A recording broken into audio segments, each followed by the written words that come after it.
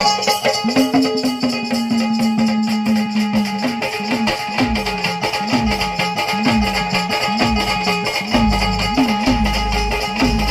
दादा होता आता पासूनच जी पंजाला मत होतं आमच्या कळतीपासून, तर आम्ही त्या पंजालाच मत, आमच्या वडिलांचं सांगणं होतं की आपल्याला काँग्रेसच पाहिजे.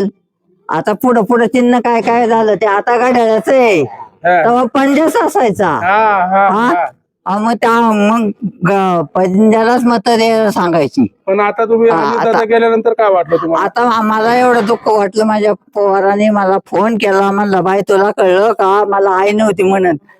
तर मग मला काही बी कर, कोणाला घेऊन जा एका नाताला घेतल्या, पण घड्याळालाच मत दे. अजित दादांचं तुमचं काय कसं वाटत होतं तुम्हाला? चांगलं वाटत होतं. चांगलं म्हणजे तुम्हाला सांगते, आमच्या शहरात माझं मुलगा काहीतरी त्यांच्याकडे काम करत होतं अजून, म्हणजे माझा नातू त्यांच्या ऑफिस मध्ये. नातू हा त्यांच्या ऑफिस मध्ये बरं नातू. आता त्याचं लग्न झालं थोडं, आता आहे पुण्यात.